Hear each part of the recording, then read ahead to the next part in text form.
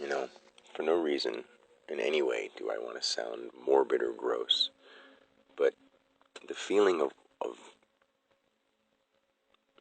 experiencing everything. When I say that I don't like it, that's not true at all. I mean, only in certain ways. Just like you love your own life, but when it's going wrong, you don't like it. But you love it, but at the moment, it hurts, you know.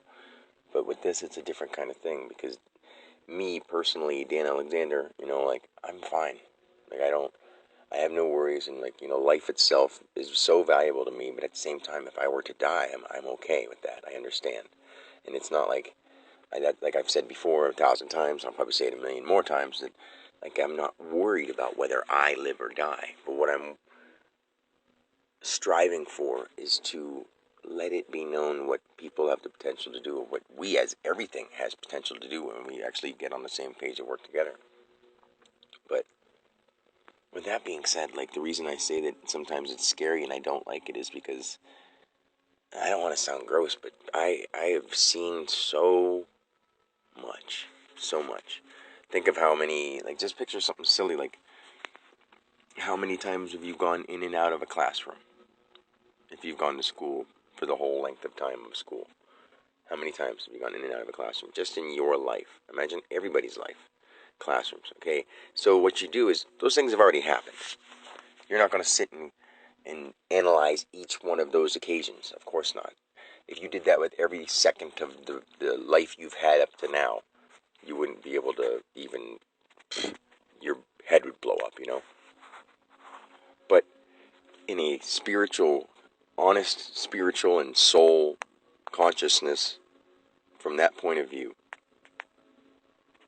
everything that has ever happened between all creatures in nature and all elements and all things like that, like their memory is in your memory, your complete memory, when you're using 100% of what you are, not just 100% of your brain, but 100% of what you are.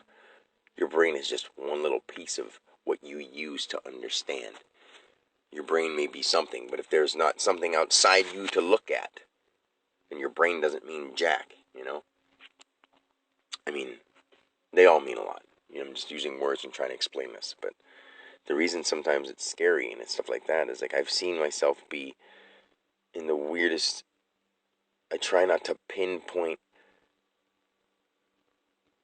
time, physical matter corresponding memories. Like, I don't want to be one specific thing. I don't like, and now that I'm getting more control of my mind, I haven't been doing anything with going and looking into the past, because people think a fortune teller or a mind reader or one of those kind of things, those are very spooky things. And not spooky because, they're going to harm you in a personal way right now, but in a way you'd have to have your mind so strongly defended that when you dive into that and you see just inside your own head, how you go from like moods, you go through like angry to sad to super excited to in love to hating to that kind of thing. Well, just that within you, those feelings and those vibrations are riding around throughout the world and through the cosmos. That those energy sensations are what create us. And we have the ability to organize them together and bring all of it together and organize it instead of disorganizing it. But that's what we've been doing. Throughout what we call history in the past, when you look back into what people have done, like I've seen so many crazy things, like, and it's horrible. It's not even trying to be morbid. I don't want to say it in the words, but say something so morbid as in like taking a newborn baby and spiking it against a wall, or spiking it against a tree against them in the middle of the woods as our tribe or our outfit of people goes in and storms a village and just just gruesomely kills person after person, as one or two people in a group are killing people in a line and just being like, watch this one, and without any remorse, no feeling whatsoever towards the other life, just like people do to ants. People have done that to people. As time has gone on, we've become more conscious, and we've through some of the ways of like law, because we've had to worry about the repercussions of what we do when we hurt other people. It's kept us from harming other people, and had us have enough time to sit back and look and be like, we don't have to be so aggressive towards one another because there's enough for all of us to share. And we were starting to get there. We are there, really. We all know that there's enough for us to share if we share. But instead we have people who are rationing it out to people and giving you a little bit of this and you a little bit of that, and these people can't have it because there's no money. And it's just all control methods. And we can because it's happening. But what we need to do is understand that, because we have done so many horrible things to each other. And I don't like knowing and feeling, and actually, like, when I can think back to when I was 10 years old in my personal life, sometimes if I really focus, I can think back to when I was any other thing that you can imagine. And I don't want to put myself in that spot and focus on it because it makes no difference to anything.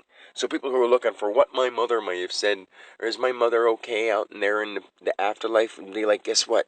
Those people, your idea of your mother is on a dimensional plane that you don't even understand. And the people that read those things do understand it because somehow they've learned how to focus onto that part.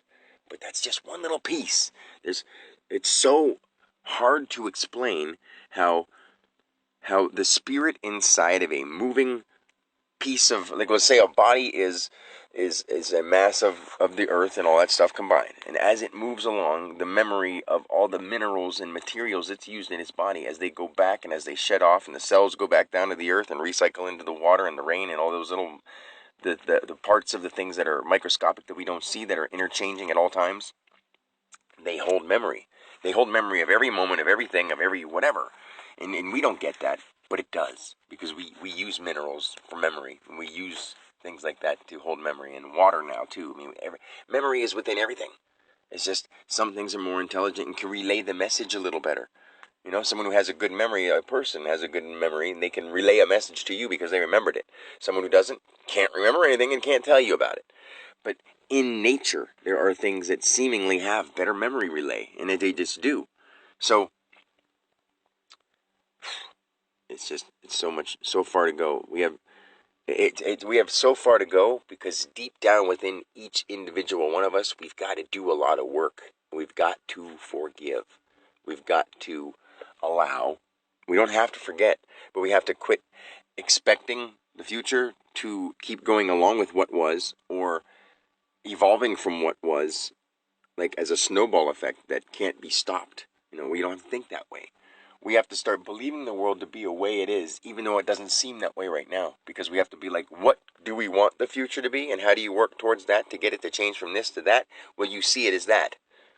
And you work towards eliminating all the things of this in a harmonious way within the structure of everybody and everything, in a harmonious way, to make it go to that from this. And it's not that hard if we all start working together and actually trying to work on the right things.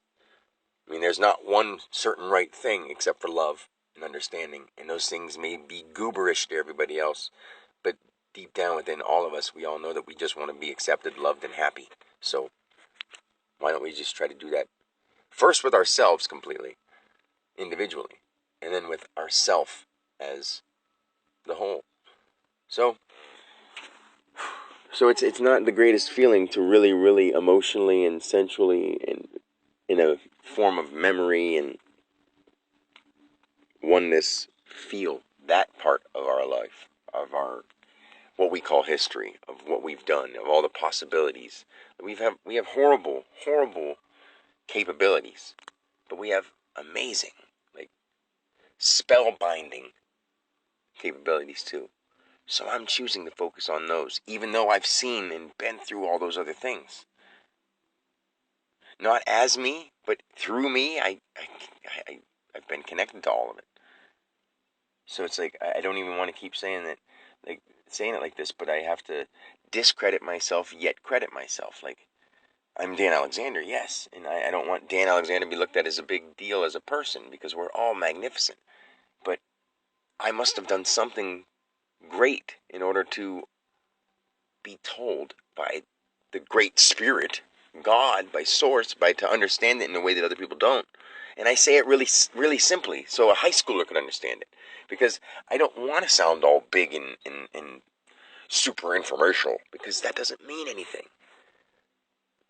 What really matters is what's behind the words, like many have said, because those many who said it at that point in time when they said it were coming from that I space that is all things. And we're all there.